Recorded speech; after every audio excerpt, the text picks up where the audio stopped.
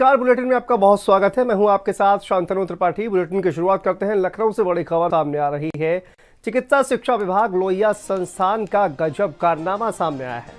Nursing officer के 534 पदों के लिए 28 दिसंबर को परीक्षा होनी है और परीक्षा के 8 दिन पहले वेबसाइट पर प्रवेश पत्र जारी किया गया है। यूपी के बेरोजगारों का सेंटर एमपी, बिहार, पंजाब और हरियाणा, पटना जैसी जगहों पर डाला गया है। 8 दिन पहले अभ्यर्थियों को रिजर्वेशन नहीं मिल रहा है। बेरोजगार 4 से 5 हजार खर्च करके रेलवे टिकट करवाते हुए नजर आ रहे हैं। यूपी में नौकरी की जो परीक्षा के सेंटर है वो बाहरी प्रदेशों में बनाए गए हैं। आवेदन में अभ्यर्थियों से परीक्षा केंद्रों के विकल्प मांगे गए।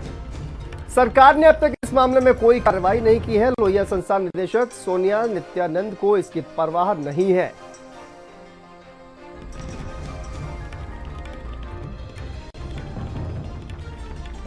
तो चिकित्सा शिक्षा विभाग का यह गजब कारनामा सामने आया है। और देखिए 8 दिन पहले वेबसाइट पर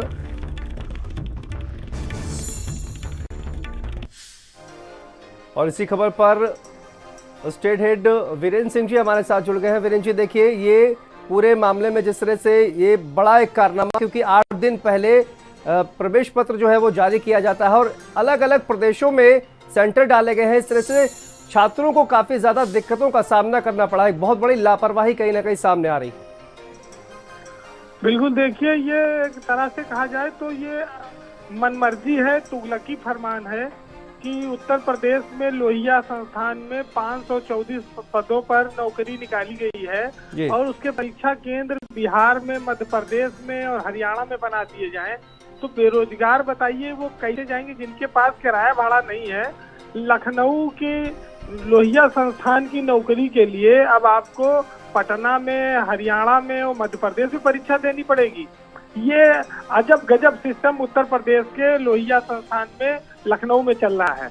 ये दुर्भाग्य की बात है कि जो डायरेक्टर हैं सोनिया नित्यानंद, सरकार उन पर कोई कार्रवाई नहीं करती, कोई फिक्र नहीं है इन लोगों को।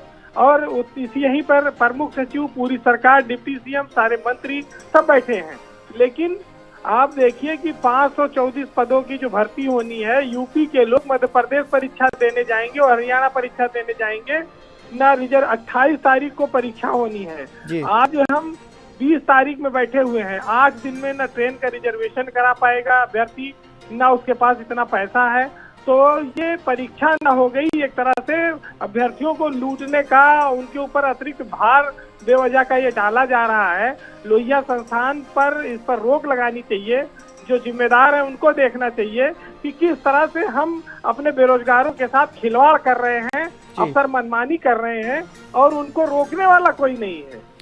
जी, लेकिन सर देखिए इस पूरे अगर देखा जाए तो परीक्षा के जब फॉर्म भरवाए जा रहे थे तो उसमें विकल्प भी मांगे गए थे और विकल्प छात्रों ने भरे। उसके बावजूद भी अलग अलग प्रदेशों में ये दिया, ये जो सेंटर है वो बनाए गए हैं और ये कहीं ना कहीं इसको लेकर अभी तक भी, जबकि चूंकि इतना बातें जो है इसको लेकर हो रही हैं, छात्र जो है तमाम परेशानियों से गुजर रहे हैं, अभी तक इसका कोई भी सोल्यूशन जो है वो बाहर नहीं आ पा रहा है।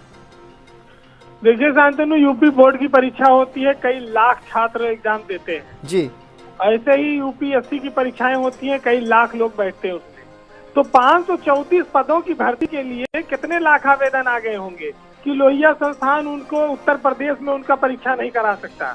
अगर कोई आदमी दूसरे राज्य से परीक्षा देने आता है यहाँ भर्ती के लिए, वो अलग बात हो सकती है। लेकिन यूपी का छात्र लखनऊ की नौकरी के लिए मध्य प्रदेश, पटना और बिहार और हरियाणा जाएगा, दिल्ली जाएगा परीक्षा देने, तो कितने दुर्भाग्य की बात है। ये अफसरों का कहा जाता है ये तुगलकी फरमान है और ये अफसरों की संवेदनहीनता है और ये मनमानापन है। सरकार को इस पर रोक लगाना चाहिए इस परीक्षा पर, और ऐसे अफसरों ने, जिन लोगों ने ये काम किया है, उनके खिलाफ कार्रवाई करनी चाहिए। बिल्कुल, बहुत बहुत शुक्रिया वीरेंद्र जी आपका इस तमाम जानकारी के लिए। तो देखिए किस तरह से ये जो 534 पदों के लिए लखनऊ में जो नौकरी करने